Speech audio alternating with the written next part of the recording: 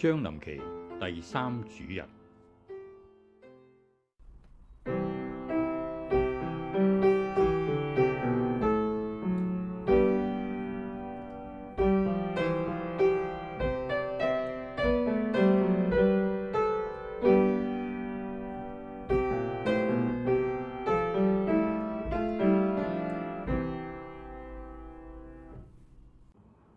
恭讀依撒意亞先知書第35章1到6節10節。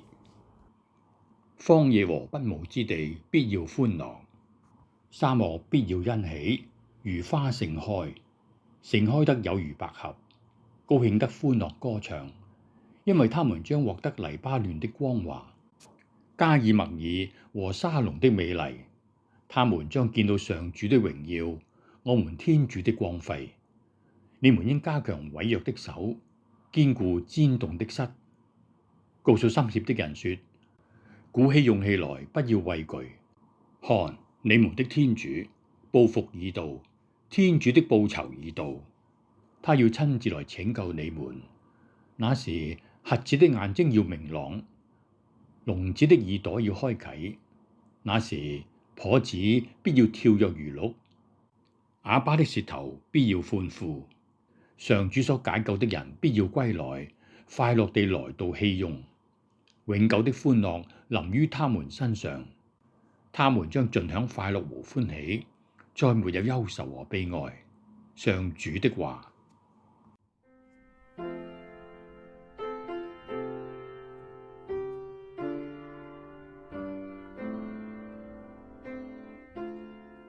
答唱詠。上主，請你來拯救我們。上主為被欺壓的人辯護，上主賜食物給飢餓的人，上主使被囚的人得自由。上主，請你來拯救我們。上主開啟瞎子的眼睛，上主使傴僂的人直身，上主愛慕正義的人。上主，請你來拯救我們。上主保護旅客，上主支持孤兒寡婦，上主迷惑惡人的道路。上主，請你來拯救我們。願上主永永遠遠為王，熙雍，你的天主萬壽無疆。上主，請你來拯救我們。恭讀聖雅各伯宗徒書第5章7到10節。弟兄姊妹們，直到主的來臨，你們應該忍耐。看，農夫多麼忍耐，期待田地裏寶貴的出產，直到獲得時雨和晚雨。你們也該忍耐，堅固你們的心，因為主的來臨已接近了。弟兄們，不要彼此抱怨，免得你們受審判。看，審判者已站在門前。弟兄們，應以那些曾因上主之名講話的先知們，作為受苦和忍耐的模範。上主的話。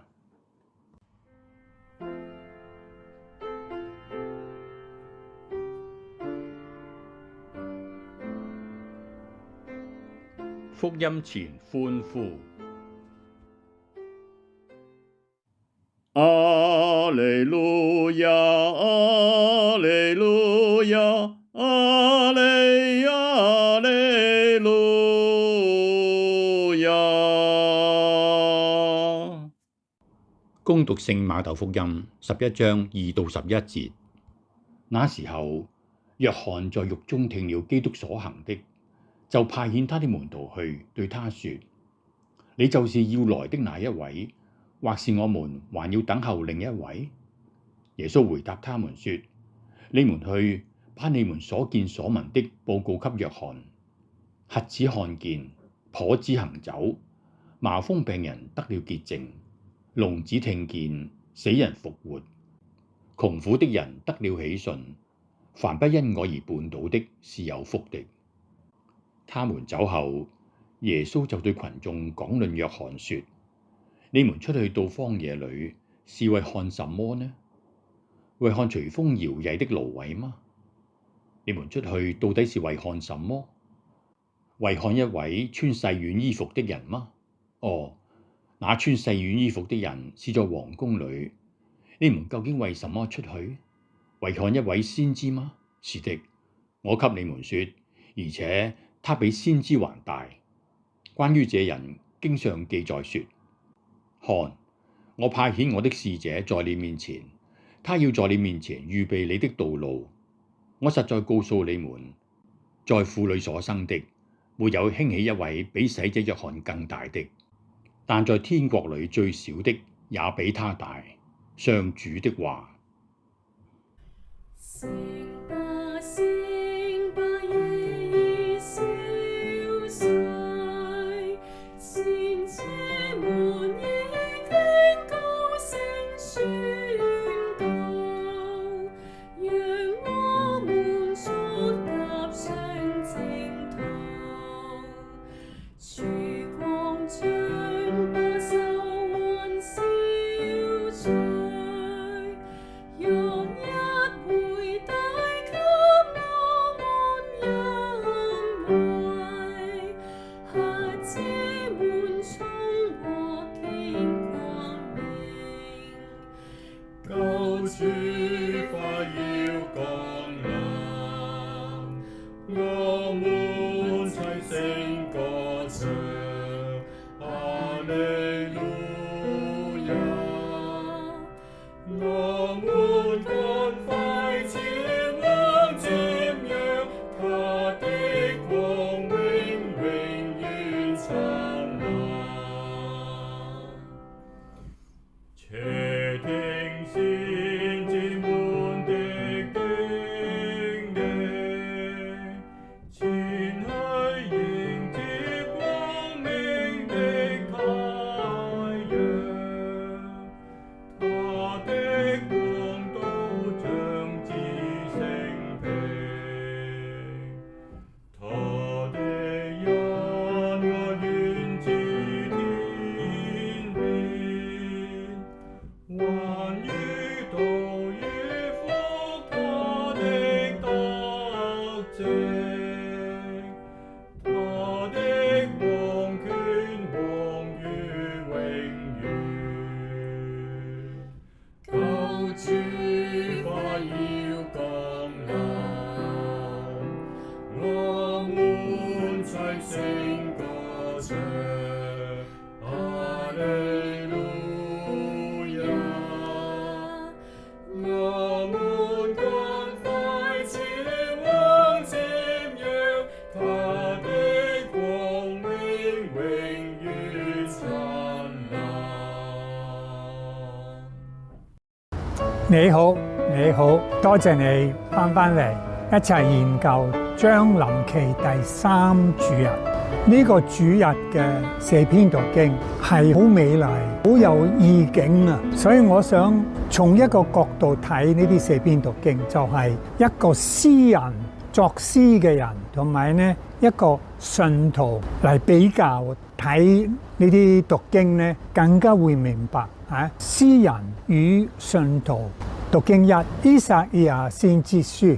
喺成個四旬記入邊啦，我哋用第一個依撒意亞，從第1章到39章，然後呢40章呢就係開始另外一個人寫嘅。但係當人哋編埋聖經嘅時候呢，編埋呢兩部分都叫做依撒意亞1或者2，仲有第3添。好啦，呢個依撒意亞1而家我哋用緊啦，係將臨記入邊啦。佢真係作詩嘅，佢係一個先知喎，佢要表達到嗰個信仰同埋佢所睇嘅嘢啊嘛。佢睇嘅嘢好深嘅，咁點能夠表達出嚟？呢個天主亞威上主要降臨喺呢個世界上，呢樣嘢好難講啊！好啦，詩人出嚟啊，依撒意亞係一個好好嘅詩人，佢用大自然一期待上主我哋嘅創造者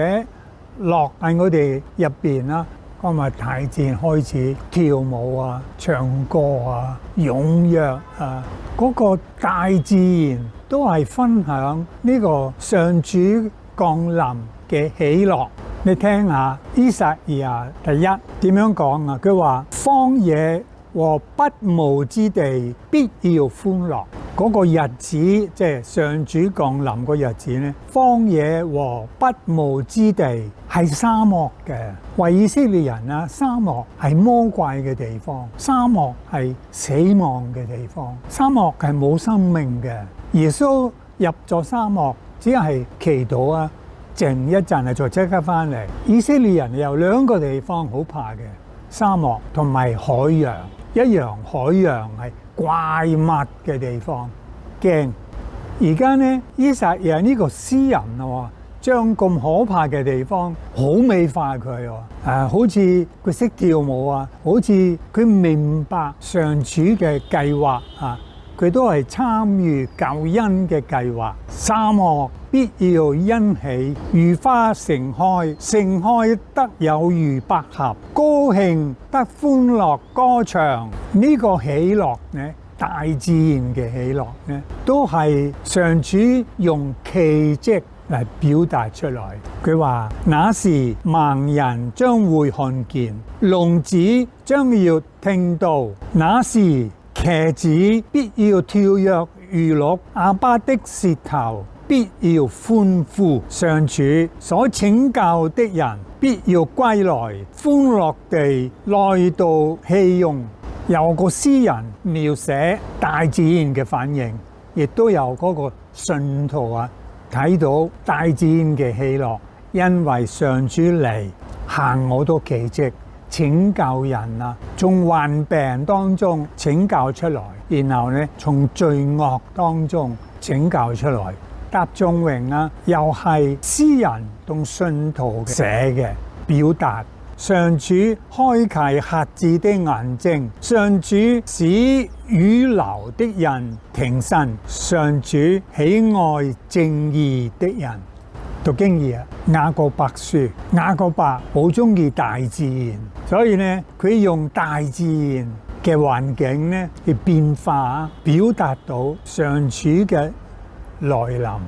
但係佢用唔同嘅角度啊，佢話直到主的來臨，你們應該忍耐啊，同大自然學咗忍耐。農夫多麼忍耐，期待田地裏寶貴的出產。我希望你中意啊，好靚嘅講得。我哋信徒啊，要學好似農夫咁忍耐平安，望住嗰個田地入邊佢所播種嘅種子，佢唔係急嘅，佢唔係叫佢快啲出嚟啊，唔係忍耐，時候一到啊，佢就會出來，直到獲得時雨和晚雨。哇！雅各伯好熟悉嗰啲農夫嘅睇法，風啊、雨啊嗰啲嘢。你們也該忍耐，堅固你們的心，因為上主的來臨已臨近了。你明唔明啊？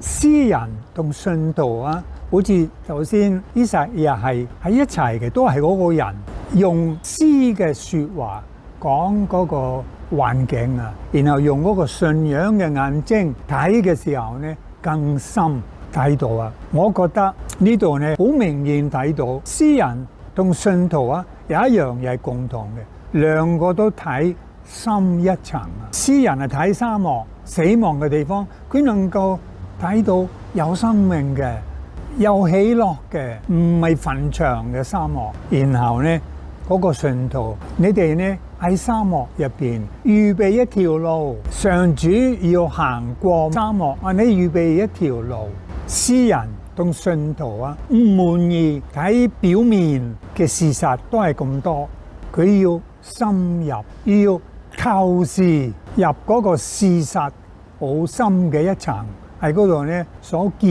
嘅嘢，所感覺嘅嘢喺表面見唔到，感覺唔到。福音約翰佢係一個好莊嚴嘅人，嗰個信德係所有嘅舊約先知入邊啦，係最有信德。耶穌話約翰係所有嘅舊約嘅先知最大，但係呢，呢個福音加埋喺新約喺天國入邊啦，最卑微嘅人啦，係大過約翰。咁啊，而家呢個約翰坐監，因為嗰個信德嘅緣故，要見證為主耶穌作證，佢接受死亡，好慘嘅死亡。喺一個宴席當中，一個飲醉酒嘅皇帝命令斬約翰嘅頭。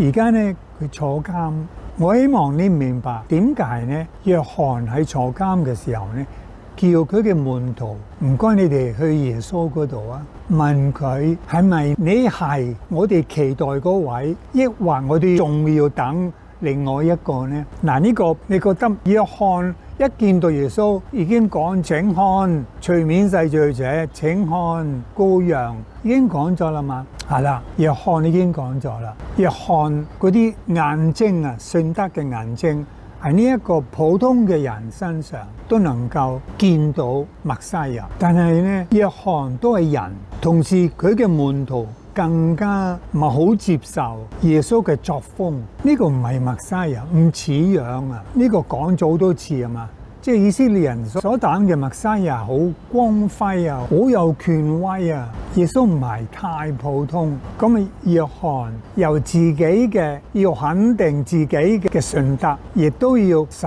到佢嘅門徒信啊。咁啊派咗見耶穌，耶穌嘅答案係點樣呢？佢冇話到你哋翻去約翰嗰度呢，話俾佢聽我係默西亞。唔係喎，耶穌咁樣答：你們去把你們所見所聞的告訴給約翰。瞎子看見，跛子行走，麻風病人得到潔淨，聾子聽見，死人復活，窮苦的人得到喜訊。